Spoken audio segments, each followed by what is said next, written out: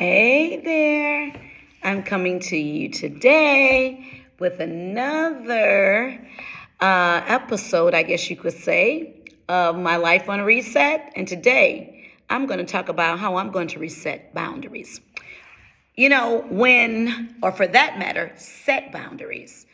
When you are, however you were raised, determines on what you allow and what you do. We usually go back and recreate as we get older, we create our family lifestyles. I remember there was a story in the T. Harv Eker's book, Secrets of the Millionaire Mind. And it was talking about this lady that used to take and cut the ends of her ham off before she put it in the oven.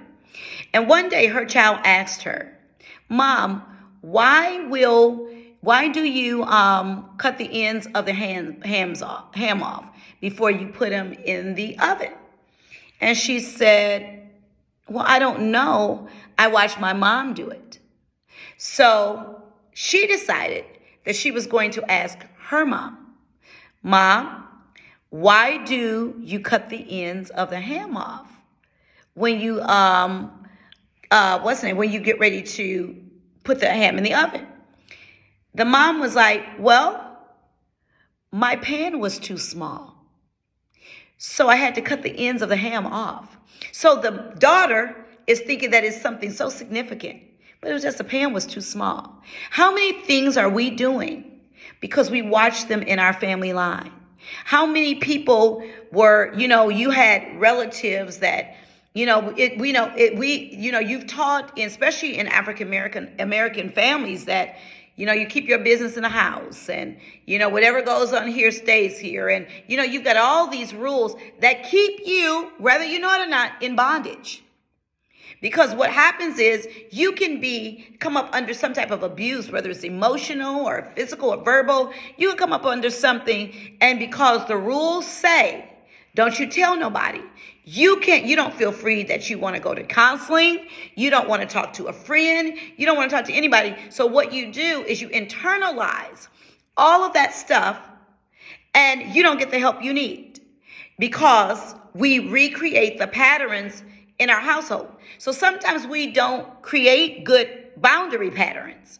Boundaries sometimes can be set to keep people out, but boundaries are sometimes set to keep you safe. In early childhood, I learned at an early age to set boundaries.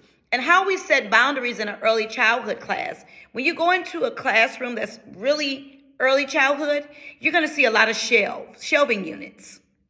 And then you see a lot of different areas, like you see the home living area and the science area and the library.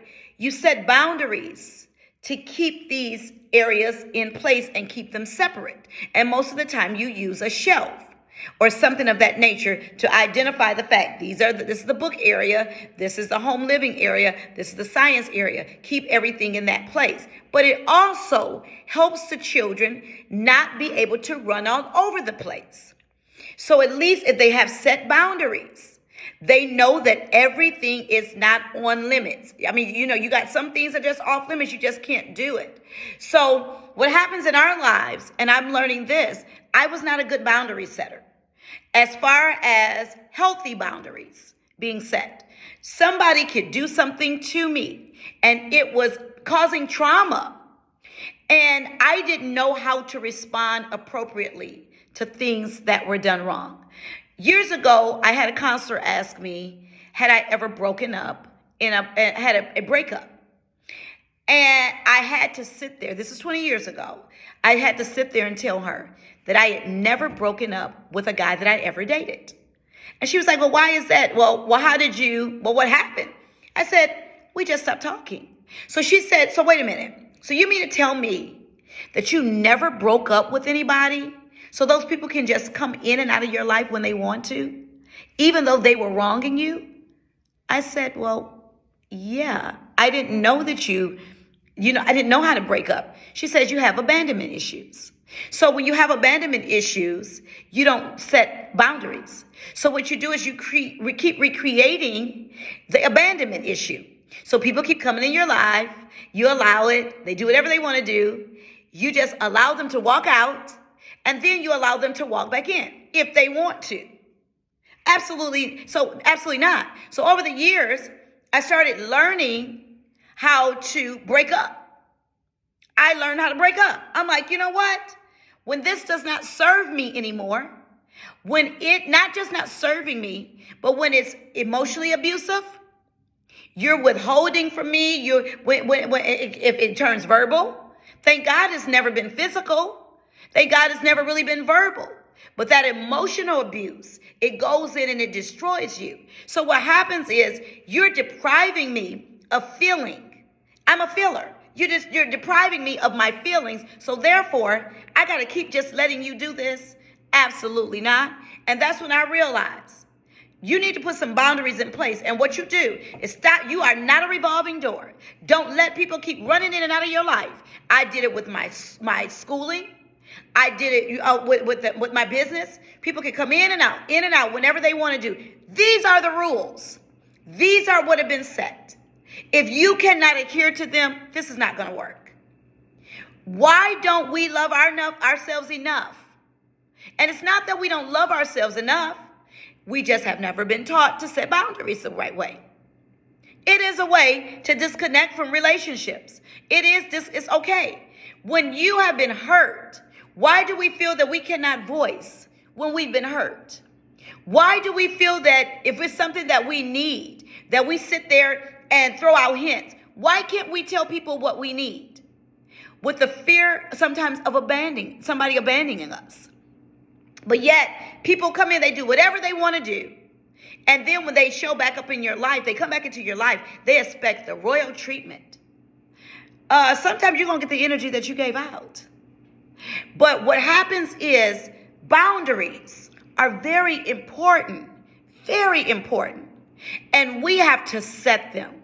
And the first thing we have to realize, number one, is that we deserve to be treated good. We deserve to be loved. Everybody's not going to walk away with us. Sometimes people that walked out of our lives were for the best. Sometimes when people told you no, it was for the best. Because if they had not done it, you never would have gotten up and done anything. But in the meantime, just because that abandonment took place doesn't mean that it was something wrong with us. Just because those issues took place, don't believe that mean that something is wrong with us. But yet we live like we're the victim. Yes, we have been victimized, but we're not a victim. And so what we do is we live a life based on being victimized, being a victim. We're not. And so now what we have to do, and I know my life is resetting everything. Just because I say, hey, don't mean that you could be in every area of my life. Now what it is, when I give you an audience, that means you must understand that is a privilege. Am I saying that you got to jump all over the place and all this other stuff? Absolutely not. Jump through hoops and everything, because I wouldn't have you do that. But understand that I know that my time is valuable. My time is worthy of something. Because now what I'm doing is I'm appreciating my time. I'm appreciating who I am. So I would encourage you to do the same. Begin to see how you can set healthy boundaries in your life. If you got boundaries that are keeping people out because you have not dealt with your trauma and things like that, you got to let that go. Get some help. But if now all of the barriers are down and now you're healing, you got to set some healthy space. Other than that, people who have not changed will try to enter back into your life and try to pull that same thing again. Fool me once, shame on you. Fool me twice, shame on me. Talk to you soon. Bye-bye.